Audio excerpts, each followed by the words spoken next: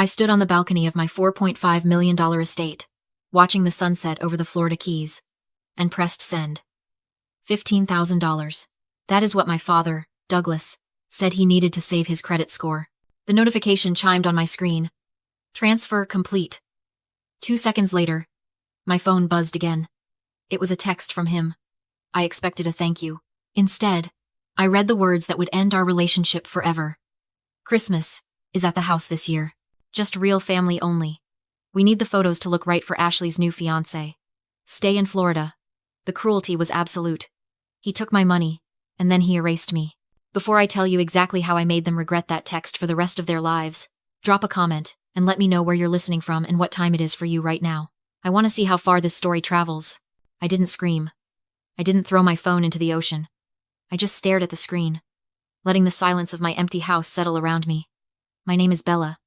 I am 29 years old, and in that moment, standing on the marble floor of a house my father didn't know existed, I finally understood my role in this family. I wasn't a daughter. I was an asset class, a diversified portfolio. My father, Douglas, hadn't raised a child. He had managed a high-yield retirement fund. For 20 years, I had been trained to believe that love was a transaction. If I got straight, as I earned a smile. If I stayed quiet, I earned peace. And if I paid off his $15,000 credit card debt, I earned the right to be acknowledged. But I had miscalculated the exchange rate. My money was good enough to save his reputation, but my presence wasn't good enough for his aesthetic. It reminded me of being 10 years old. It was Thanksgiving. Douglas and my sister Ashley sat at the main dining table with the guests, laughing over roast turkey. I was set up at the kitchen island, 20 feet away, eating a ham sandwich because there wasn't enough room at the grown-up table. I felt small then. I felt like a mistake. But standing on my balcony, feeling the ocean breeze, I didn't feel small anymore. I felt expensive. They thought I was the struggling black sheep because I didn't wear logos and drove a practical car. They didn't know I had just sold my artificial intelligence patent for $15 million cash. They didn't know this estate wasn't a rental. It was mine. They used my $15,000 to fund a party I wasn't invited to because Ashley's new fiancé didn't like my vibe. I looked at my bank balance on my phone. $15,400,000. I rubbed my eyes, trying to summon a tear. But there was only clarity. This wasn't a heartbreak. It was a business decision. They wanted real family? Fine. I would give them exactly that. I opened my contacts list. I didn't scroll to my friends. I scrolled to the B list. The outcasts. The people Douglas had discarded because they weren't shiny enough. I stopped at Aunt Teresa. Douglas had banned her from family holidays 3 years ago because she got divorced, and he said her depression was ruining the vibe. She was living in a studio apartment in Ohio, probably freezing. Then I found the Millers. The old neighbors Douglas had sued over a fence line dispute just to prove he was powerful. I didn't hesitate. I didn't worry about the cost. I started booking. First-class tickets. Private car service to the airport. I wasn't just throwing a party. I was assembling a jury. I texted Teresa. Pack a bag. You're coming to the beach. And bring your swimsuit. Christmas morning broke over the Gulf of Mexico like a promise kept. I checked my weather app.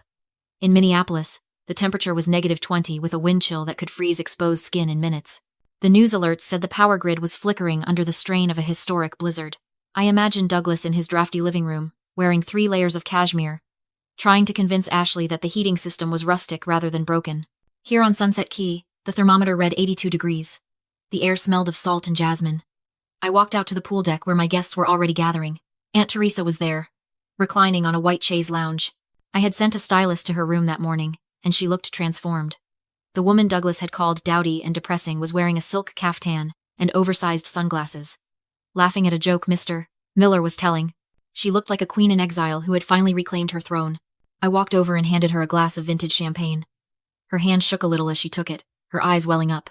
Bella, she whispered. I've never seen anything like this. I thought I'd spend Christmas watching reruns alone. I squeezed her hand. You're not alone anymore, Teresa. You're the VIP. This wasn't just a party, it was a statement. And statements need to be heard. I had hired a professional production crew for the day. No grainy selfies. No filtered angles. I wanted high-definition proof of life. They set up a long banquet table right on the edge of the dock, draped in heavy white linen. We laid out a feast that would have made Ashley's aesthetic look like a cafeteria lunch. Stone crabs, lobster tails, towers of fresh fruit, and bottles of wine that cost more than Douglas's car payment. I took my seat at the head of the table. The drone operator gave me a thumbs up. The device whirred to life, rising rapidly into the blue sky.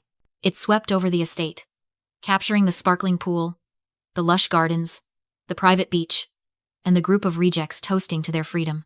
I looked up at the camera and smiled, not the polite, small smile I used to wear at Douglas's table to avoid trouble, but a smile that said I owned the ground I stood on. When the footage was ready, I opened Instagram.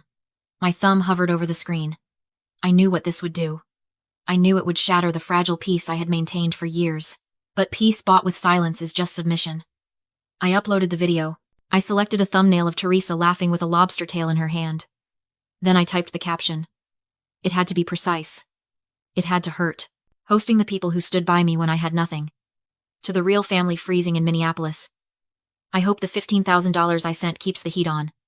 You're going to need it. I hit share. The progress bar zipped across the screen. Posted. I turned my phone face down on the table. The black screen reflecting the Florida sun. I didn't wait for the likes. I picked up my glass and turned to Teresa. To real family, I said. She clinked her glass against mine.